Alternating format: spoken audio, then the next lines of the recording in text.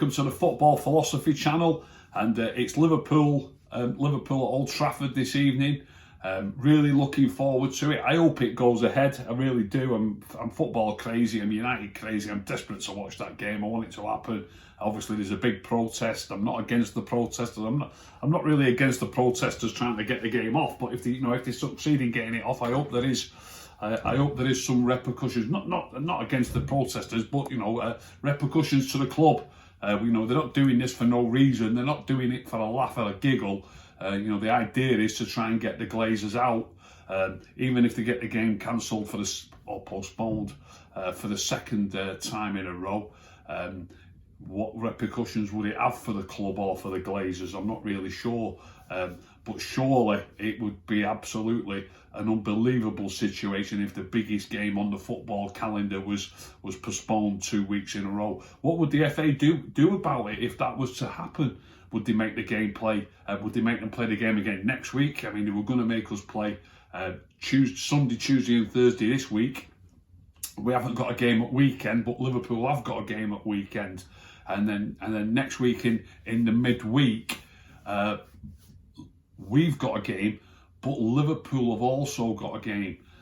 What's unfair about that is in this given week, it's our fans that have caused the game to be postponed. So we're playing twice in one midweek. We're playing Tuesday and Thursday.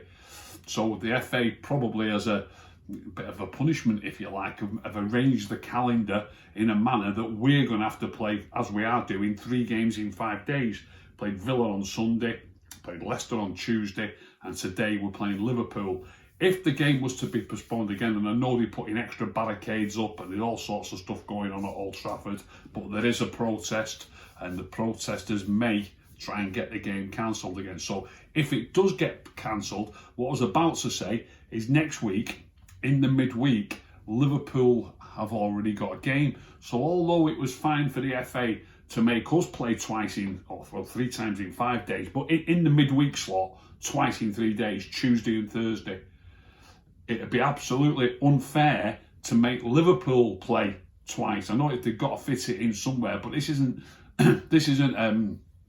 like it was years and years ago. I can remember the days when in the FA Cup where if you drew, you had a replay, but then if you drew in that replay, you had another replay, and if you drew in that replay, you had yet another replay, and so on until that's a long time ago, but that's what used to happen. So you used to get fixture congestion.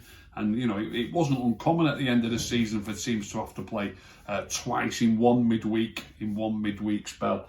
But it's much less common these days. So for that to be forced on Liverpool because our fans have protested, when Liverpool are chasing a Champions League spot as well, I mean, the way Liverpool's calendar is at the moment, they've got one midweek game this week. They've got a weekend game at the weekend, obviously. They've got one midweek game next week, and then the final day of the season that following weekend.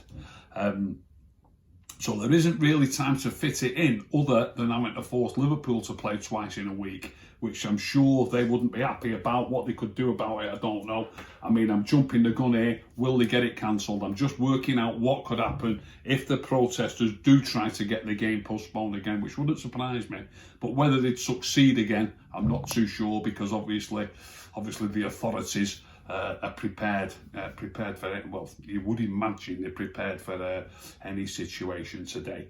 So let's see what happens on the game itself. Like I said, it's the biggest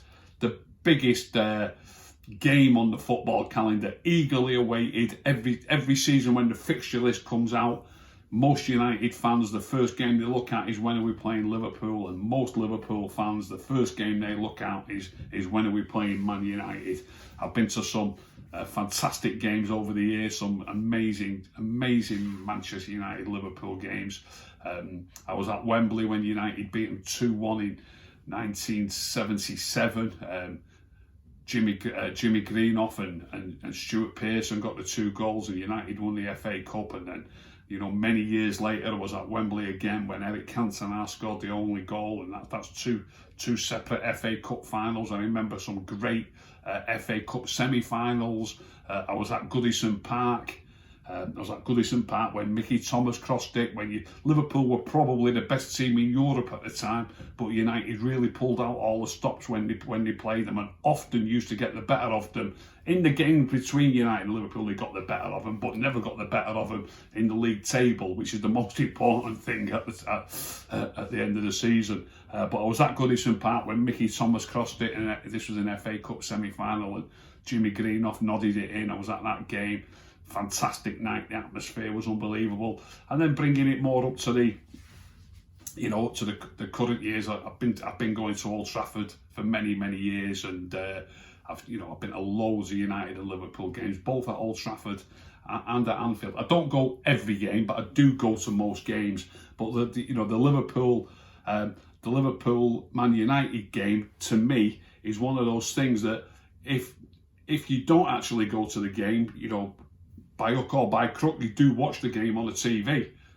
So it's one of those games that I will remember where I was when I watched it. It's one of those things I will remember where I was when I watched it if I wasn't actually at the game.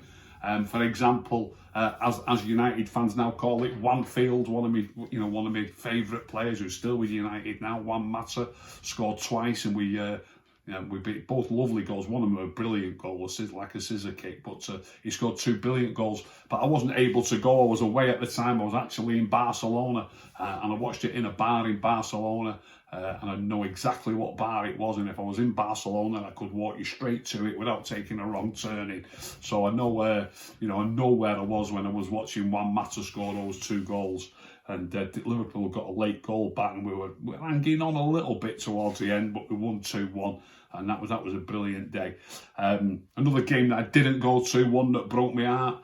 I remember where I watched it, because I just watched it in my own front room, when we were 3-0 up at Anfield, where Dennis Irwin scored a brilliant free kick, and we were 3-0 up, and we ended up drawing 3-3. I was heartbroken that day. So it is the biggest game on the football calendar, and it certainly is for Man United and Liverpool games. On Twitter this morning, quite a few people having a go at naming the team. There's a few people saying Greenwood will play. I've upset the apple cart again by saying one or two things, and people think I'm having a go at him because I often say that I don't think he's quite ready yet for playing regularly in the first team. I think he holds on to the ball a little bit too long at times. I know he can score a goal.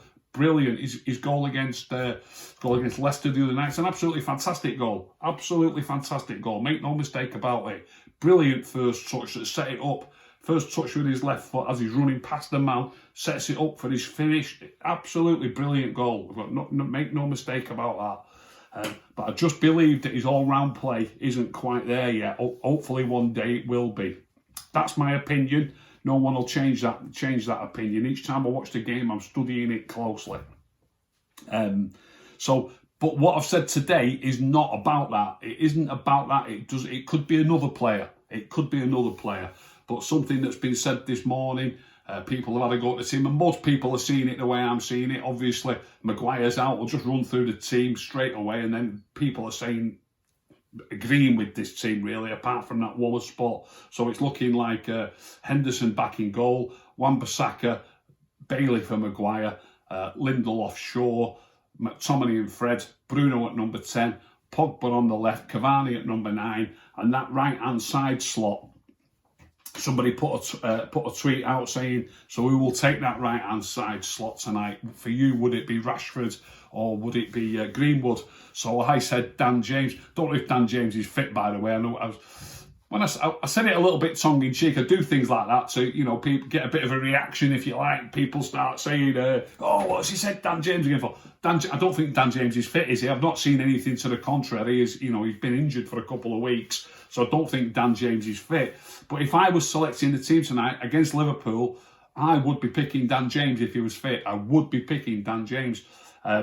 Liverpool's two of Liverpool's most dangerous players are the 2 fullbacks. We cannot afford to have them doubling up on our fullbacks. Dan James, people laugh at me when I say it, team shape. When Dan James plays, the team shape is better. Robertson will have a tougher game against Dan James when he's attacking, he'll have a tougher game against Dan James than he will against Mason or Marcus. They both switch off occasionally, and Dan James is like a dog with a bone, if you like. He won't give up, and he'll be there, and he'll be in front of his full back, closing down making it difficult, just by being in position, making it difficult for them to find their little passes and to get into an opening, to get Robertson to cross it. But then if they do get the ball to Robertson, Dan James will be all over him like a rash.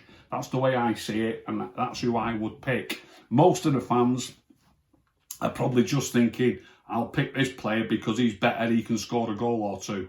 I'll pick, he can score a goal or two, that can happen, but it doesn't necessarily mean it is going to happen. So when I think about football, it's important that you've got something.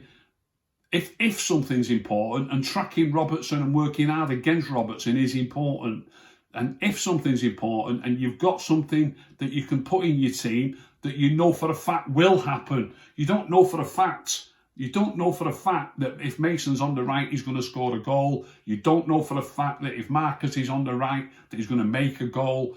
Obviously he may do, but you don't know for a fact. You do know for a fact that if Dan James is playing against Robertson, he will track him and he will absolutely work his socks off, and he'll be non-stop throughout the game.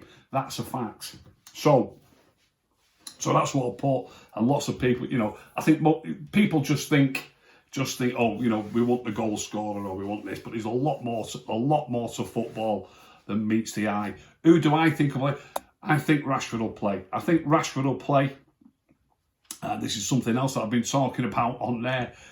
Mason started against Roma on Thursday, started against Villa. He's been substituted. I think he's been substituted in all 3 games, actually. I'm pretty sure he has. But either way, he started against Roma, started against Villa, and he started against Leicester. He's the only player who started against Villa and Leicester. He started both games. Now, Ole himself has been saying all the players can't play all these games. It's too dangerous. Even Jurgen Klopp has said, if I was in Solskjaer's shoes, I would have done exactly the same thing. I respect him for saying that, by the way. It's very, very, it's a big respect to him for not coming out and complaining about it and just saying, look, they couldn't do anything else. But it is my argument. Look, we don't know if Mason will play tonight. Probably he won't. But what I put on Twitter, that if he does play, it doesn't reflect well on all the other players. How can one player be fit enough? I know he's younger than all the other players, but not a lot younger than some of them, 2 or 3 years. I know, somebody else has put, Matic couldn't have played all 4 games. Well, first of all, I'm not saying anyone could play all 4 games. I'm only saying that somebody else should be at least be able to play 2 games in a row. Some of the players could have played against Villa and against Leicester, and some of the other players could have played against Leicester and against Liverpool. If one player can play, like I said, Greenwood's not selected yet, but if he plays tonight, that'd be all 4 games. Don't tell me one player can play all 4 games and yet another player can't play 2 games. I'm just not having it. It's a bit like saying he's absolutely Superman and the others are all, I don't know, just nowhere near that level of fitness. And it cannot be the case. It really cannot be the case. Like I said, somebody said, you can't expect Matic. People will say Matic and Mata because I like those players. I'm not saying, first of all, in response to that, I'm not saying Matic or Mata. I'm talking about the younger players who play quite regularly, the likes of Wan-Bissaka, the likes of McTominay, the likes of Fred. If Greenwood could play all 4 games, don't tell me those players couldn't have played 3 of the games. I'm not having it. Or 2 of the games in the space of 2 days. Don't tell me Fred, McTominay and Wan-Bissaka couldn't have played. I don't know, they could have been rested against Villa, they could have played against Leicester, and they could have played against Liverpool. He could have mixed his team up a little bit more differently, that's all.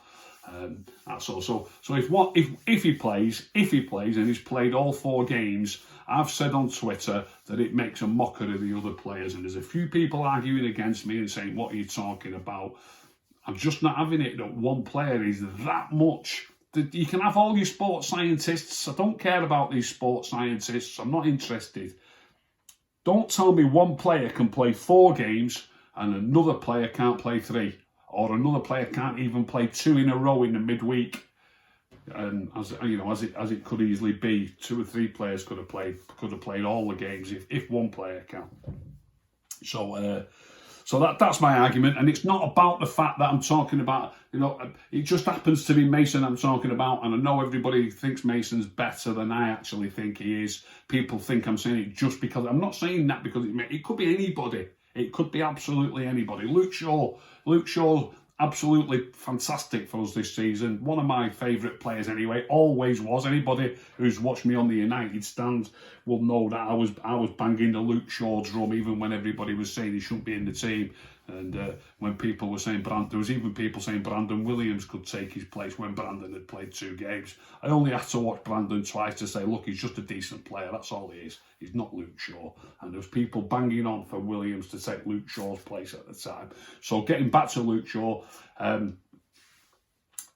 surely Luke Shaw would be fit enough to play a couple of games in a row. Oh, that was my point. Sorry, I've gone off at a tangent there. If it was Luke Shaw who's played against Roma and played against Villa and played against Leicester, and I would now be saying the same thing. So it's not about the player. I'm not saying it because it's Mason. If Luke Shaw had played all 3 of those games, and people will be saying, I think Luke Shaw will play again tonight, it's Liverpool and he always pockets Mo Salah when he plays against him.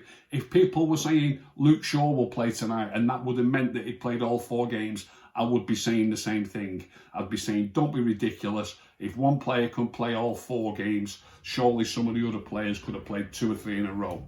That's what I would be saying. So it's not about the player, it's about the situation. So I'm really looking forward to it. I don't normally make predictions on a score. I hate making predictions on football matches. But if we do go with that lineup, I'd love it if Dan James was fit and played on the right, by the way, but I don't know if he's fit, and I'm sure he won't play. The one thing about Ole, though, when I say I'm sure he won't play, when we played Liverpool away, Pogba played on the right and Martial played on the left. And if you look at the heat map from that game, Anthony Martial's position on the pitch, average position on the pitch, is ever so slightly ahead of Luke Shaw's, and we drew 0-0. Pogba and Martial, Rashford played at 9. It's rare for Rashford to play at 9 when Martial's in the team. That day, as I've just said, Marcus doesn't track the fullbacks as well as he should. Mason doesn't track the fullbacks as well as he should. On that day, against Liverpool away in the league, Pogba played wide on the right, Martial played wide on the left, and their jobs were to stop Robertson and to stop Trent Alexander. That was their jobs, and Paul could have got the winner in the end as well. We were unlucky not to win that day. But that was in Ole's thinking that day, who's going to stop their fullbacks. That's why Martial didn't play at 9. He played at 11 because he's got the defensive nous. A lot of people don't get it. They think defensive nous is running round, get stuck in, make a tackle, chase him. No, Martial's intelligent. He's given the job of blocking the space, making it difficult for Trent Alexander to receive passes, making it difficult for him to get involved in the game so much, not by harassing him and knocking him over and winning tackles against him, but just by taking up intelligent positions on the pitch. And Anthony Martial is a top quality player. That was his job that day. And as much as we wanted to nick the game, which we did want to nick the game, and we could have nicked it, we had 2 great chances. I think, was it Bruno, I think? We had 2 great chances right near the end and very nearly nicked it. So it did work, and we did keep a clean sheet. And Pogba and Martial were the 2 players who were given the job of stopping their fullbacks. So getting back to today's game, if Dan James was fit, because Ole's thought like that in the past, it wouldn't surprise me if he did pick Dan James, basically with the task of tracking Robertson. Wouldn't surprise me one little bit. But I don't think he's fit anyway. But so if that is the team, I think we've got, even if Marcus is playing and not Dan, I'm talking about with Pogba on the left, Cavani at 9, I think we've got a great chance of winning it, and I'll say 2-1 to United, and that's rare for me to give a prediction on a game. That's if that team is the team that's selected. I hope you've enjoyed that show. If you've enjoyed that show, please tell all your friends. Please subscribe. If you didn't enjoy it, don't tell anybody. Keep stum.